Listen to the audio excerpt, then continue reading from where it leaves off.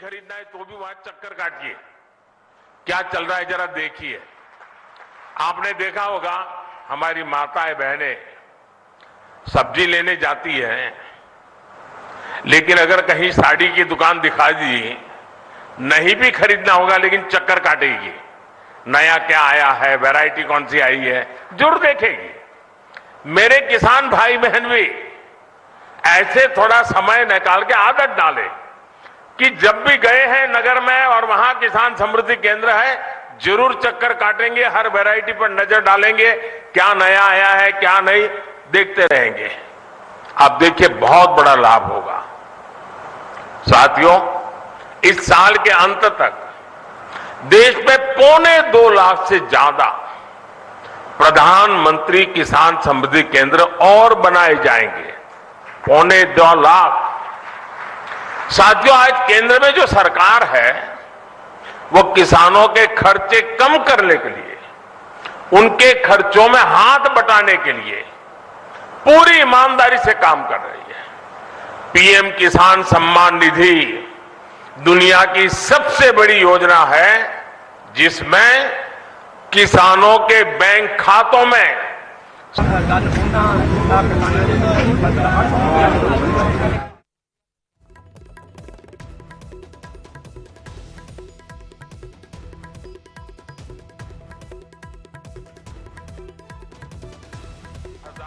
करोड़ रुपए, 2,60,000 करोड़ से भी ज्यादा रुपए किसानों के बैंक खाते में सीधे भेजे गए हैं। इन पैसों ने छोटे छोटे अनेक खर्च निपटाने में किसानों की बड़ी मदद की है। हमारी सरकार कैसे अपने किसान भाइयों के पैसे बचा रही है, इसका एक उदाहरण यूरिया की कीमतें भी है। और देश भर के किसान मुझे सुन रहे हैं, मेरी बात को ध्यान से सुने। आप जानते हैं कोरोना की कितनी बड़ी भयंकर महामारी आई, उसके बाद रूस और यूक्रेन का युद्ध हो गया और इसके कारण बाजार में बहुत बड़ी उथल पाथल हो गई। खास करके फर्टिलाइजर के क्षेत्र में तो तूफान मच गया, लेकिन इसका असर हमारी सरकार ने किसानों पर नहीं पड़ने दिया। मैं देश के अपने हर किसान भाई बहन को खाद कीमतों की सच्चाई बताना चाहता हूं। आज भारत में यूरिया की जो बोरी हम किसानों को 266 रुपये में देते हैं,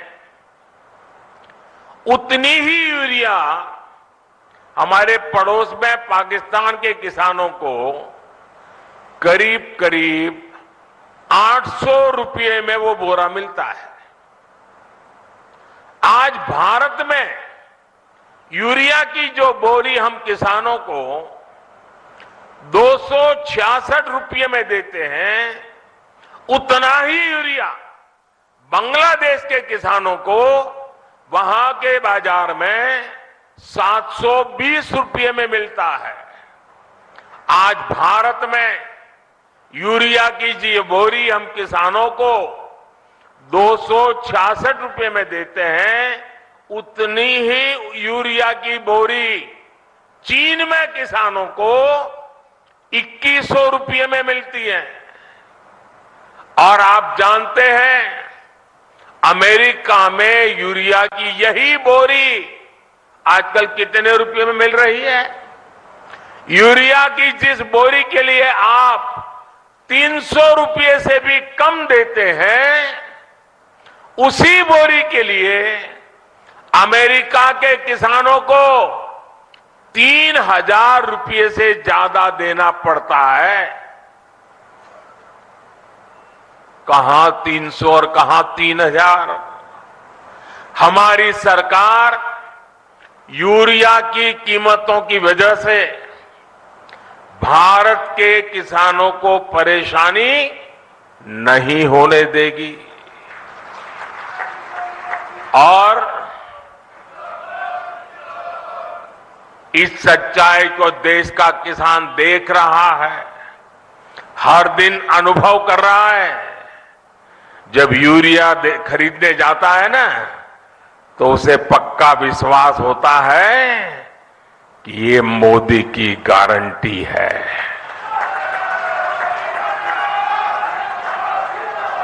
गारंटी किसको कहते हैं, वो किसान को पूछोगे तो पता चलेगा। साथियों, राजस्थान में आप सभी किसान अपनी मेहनत से बाजरा जैसे मोटे अनाज उगाते हैं और हमारे देश के अलग अलग कोने में अलग अलग प्रकार से मोटे अनाजों की खेती होती रहती है। अब हमारी सरकार ने मोटे अनाजों के लिए श्री अन्न की उसे पहचान दी है। श्री अन्न के नाम से सारे मोटे अनाज पहचाने जाए। हमारी सरकार भारत के मोटे अनाजों श्री अन्न को दुनिया के बड़े बड़े बाजारों में ले जा रही है। सरकार के प्रयासों की वजह से अब देश में श्री अन्न का उत्पादन, उनकी प्रोसेसिंग, उनका एक्सपोर्ट सभी कुछ बढ़ रहा है। और मुझे पिछले दिनों अमेरिका में व्हाइट हाउस में राष्ट्रपति बाइडेन के निमंत्रण में भोजन के लिए जाने का अवसर आया और मुझे खुशी हुई कि उस थाली में भी हमारे मोटे अनाज की डिश थी। साथियों, ये जो प्रयास चल रहे हैं, इसका बहुत बड़ा लाभ हमारे देश के, हमारे राजस्थान के उन छोटे किसानों को भी हो रहा है जो मोटे अनाज श्री अन्न की खेती करते हैं। ऐसे कितने ही काम आज देश में हो रहे हैं जिनसे किसानों के जीवन में बहुत बड़ा बदलाव आ रहा है। साथियों, भारत का विकास तभी हो सकता है जब भारत के गांवों का विकास हो। भारत विकसित भी तभी बन सकता है जब भारत के गांव विकसित हो। इसलिए आज हमारी सरकार भारत के गांवों में हर वो सुविधा पहुंचाने का काम कर रही है जो शहरों में मिला करती है। आप सब जानते हैं कि एक समय था जब देश की एक बड़ी आबादी स्वास्थ्य सेवाओं से वंचित रहती थी। यानी करोड़ों करोड़ लोग हमेशा किस्मत के भरोसे अपना जीवन दांव पर लगा कर जीते थे। ये मान लिया गया था कि अच्छे अस्पताल तो दिल्ली, जयपुर में या बड़े शहरों में ही होते हैं। हम इस स्थिति को भी बदल रहे हैं। आज देश के हर हिस्से में नए एम्स खुल रहे हैं, नए मेडिकल कॉलेज खुल रहे हैं।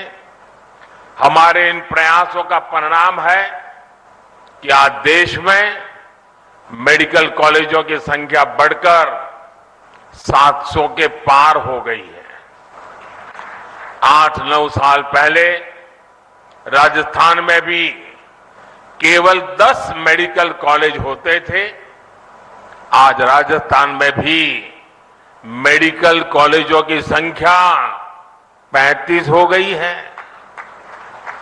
इससे अपने ही जिले के आसपास अच्छे इलाज की सुविधा तो हो ही रही है। इनसे पढ़ाई करके बड़ी संख्या में डॉक्टर्स भी निकल रहे हैं। ये डॉक्टर्स छोटे कस्बों और गांवों में बेहतर स्वास्थ्य व्यवस्था का आधार बन रहे हैं। जैसे कि आज जो नए मेडिकल कॉलेज मिले हैं, इनसे बारा, बूंदी, टोंक, सवाई माधोपुर, करौली, झुंझुनू, जैसलमेर, धौलपुर, चित्तौड़गढ़, सिरोही और सीकर समेत कई इलाकों को लाभ होगा। इलाज के लिए अब लोगों को जयपुर और दिल्ली के चक्कर नहीं लगाने पड़ेंगे। अब आपके घर के पास अच्छे अस्पताल भी होंगे।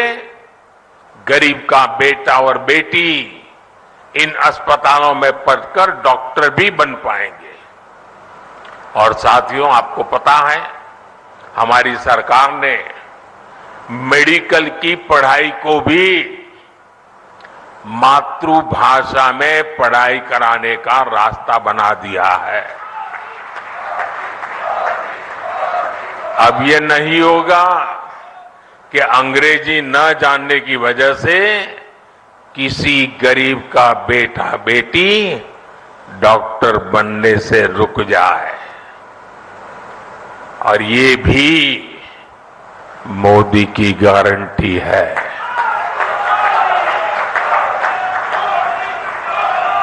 भाई और बहनों, दशकों तक हमारे गांव और गरीब इसलिए भी पीछे रह गए क्योंकि गांवों में पढ़ाई के लिए अच्छे स्कूल नहीं थे।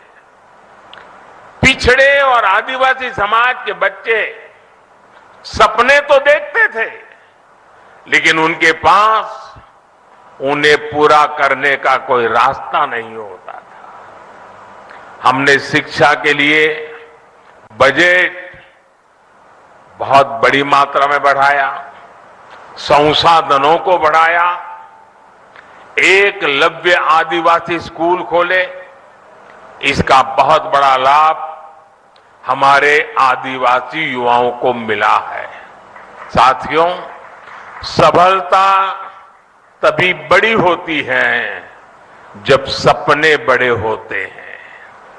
राजस्थान तो देश का वो राज्य है जिसके वैभव ने सदियों तक दुनिया को हैरान किया है।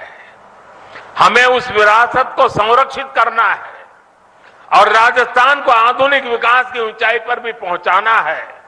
इसलिए राजस्थान में आधुनिक इंफ्रास्ट्रक्चर बनाना यह हमारी प्राथमिकता है। राजस्थान में बीते कुछ महीनों में ही दो हाईटेक एक्सप्रेसवे का लोकार्पण हुआ है। दिल्ली मुंबई एक्सप्रेसवे का एक प्रमुख सेक्शन और अमृतसर जामनगर एक्सप्रेसवे के जरिए राजस्थान विकास की नई गाथा लिख रहा है। राजस्थान के लोगों को वंदे भारत ट्रेन की सौगात भी मिली है। भारत सरकार आज जो इंफ्रास्ट्रक्चर पर निवेश कर रही है, पर्यटन से जुड़ी हुई सुविधाओं का विकास कर रही है, उससे राजस्थान में भी नए अवसर बढ़ेंगे। जब आप पधारो हमारे देश कहकर पर्यटकों को बुलाएंगे तो एक्सप्रेसवे और अच्छी रेल सुविधाएं उनका स्वागत करेगी। हमारी सरकार ने स्वदेश दर्शन योजना के तहत खाटू श्याम जी मंदिर में भी सुविधाओं का विस्तार किया है। मुझे भरोसा है कि श्री खाटू श्याम के आशीर्वाद से राजस्थान के विकास को और भी गति मिलेगी। हम सब राजस्थान के गौरव और विरासत को पूरी दुनिया में नई पहचान देंगे। साथियों, राजस्थान के मुख्यमंत्री श्रीमान अशोक गहलोत जी कुछ दिनों से बीमार चल रहे हैं। उनके पैरों में कुछ तकलीफ है। आज इस कार्यक्रम में आने वाले थे, लेकिन उस कठिनाई के कारण नहीं आ पाए हैं।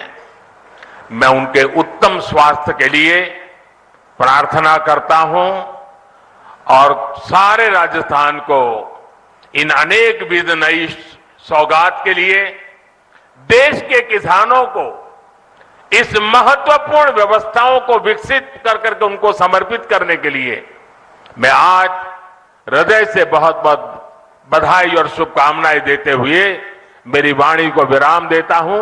बहुत बहुत धन्यवाद।